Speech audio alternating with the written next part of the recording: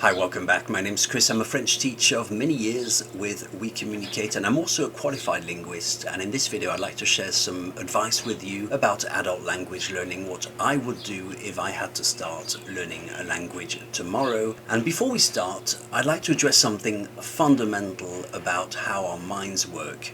Perception. We don't see things as they are, and we see them through the lens of our own ideas and biases. And this distortion is everywhere, and it profoundly impacts how we learn a language. The American semiotician, you might know the name, Charles Sanders Peirce, explained this to us in very clear terms, and before him there were the Greek philosophers such as Plato.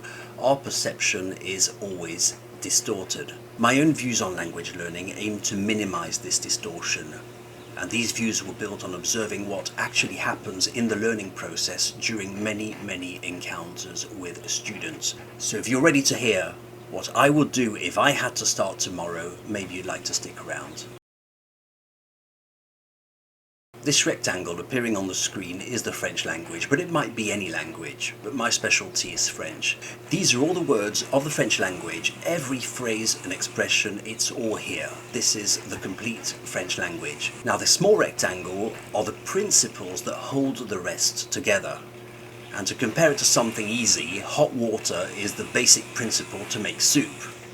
This is the absolute basics of soup, it's hot water. You can't make soup if you already know that you won't have access to hot water. And it doesn't matter whether your special spices come from the Himalayas, you don't have hot water. The French language also works like this. There are principles that hold the French language together. One principle might be pronunciation, understanding rationally how to pronounce the words. And in fact, for each step of the way, we could imagine a succession of skills from essential to advanced, and each would support the next skill. That's the way I teach it. Not everyone agrees with this, and there are methods and teachers out there that propose a completely different pathway to French. They might not view language in such terms, simply because they might not have a background in linguistics, as easy as that. Remember, anyone can launch a language website.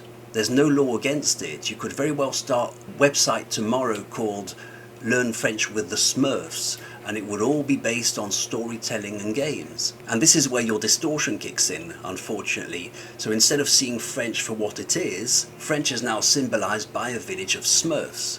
And the action of learning a language now means playing with this Smurf app. A second problem we encounter, especially with schools and platforms that propose multiple languages, is that these gradual building blocks are different for each language. And I modestly only teach French and English. Those are my two languages. And I know that the priorities for each of these two are different. So the smallest rectangle for French and for English are not the same.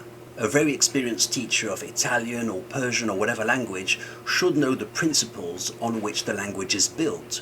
They should know whether the pronunciation of Italian is something to be looked at from the start, or whether tenses are usually an issue, or whether prepositions are confusing.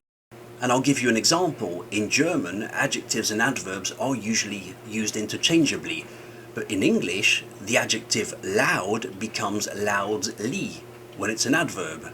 The radio is loud, it's an adjective. You speak loudly, it's an adverb.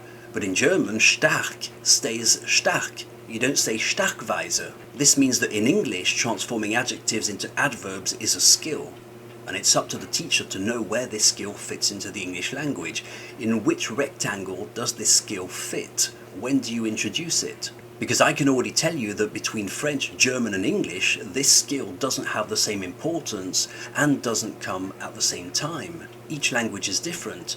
So if you're learning a language with a platform or a teacher who doesn't understand these gradual rectangles and has decided that it's one size fits all, you're running into a problem, because they might take a little piece of this rectangle for the beginner's lesson, and they might take a little piece of that rectangle for the next lesson, and your lesson is all over the place. And believe me, especially the biggest language platforms in the world are guilty of this, and I've seen them all.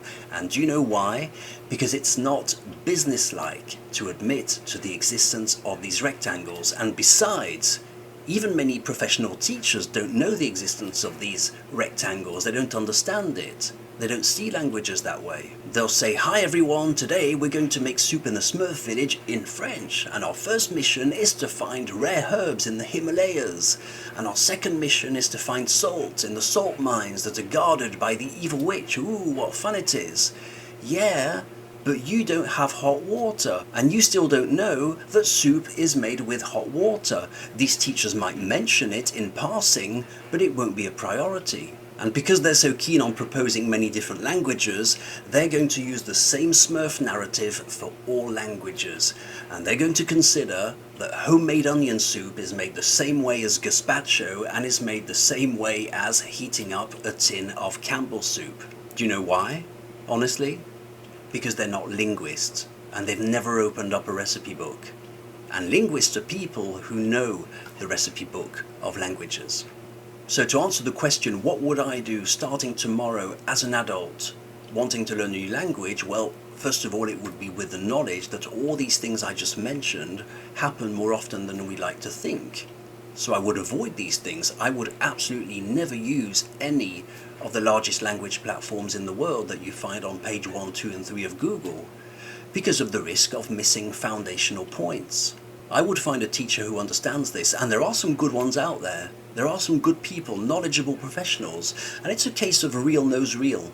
There's a school in California. I've never met them, I've never spoken to them, and they don't even know I'm alive. I'm very far away from California. The day I wanted to learn Spanish, I would absolutely go to them. It's all they teach, and I can tell that they are the real deal. And they're called CaliforniaBilingue.com, CaliforniaBilingual.com. It's all they do is they teach Spanish, and I know they're genuine. It's a case of real knows real. I would, without hesitation, go to that school if I wanted to learn Spanish. I bet I could ask them, what are the priorities of the language you teach, Spanish, and what difficulties will I encounter as a native speaker of English learning Spanish? And you should be able to ask these questions also. Your language platform or your teacher should absolutely be able to answer these questions. A true knowledgeable professional not only understands language, but also understands the effect of distortion that the beginner projects onto language learning. And they'll know how to gently steer the learner towards the light. Because the day I learn Spanish, it will be with a number of assumptions. Because I'm stepping into this with a distortion of reality. Spanish is not what I think it is. So yeah, that's what I would do.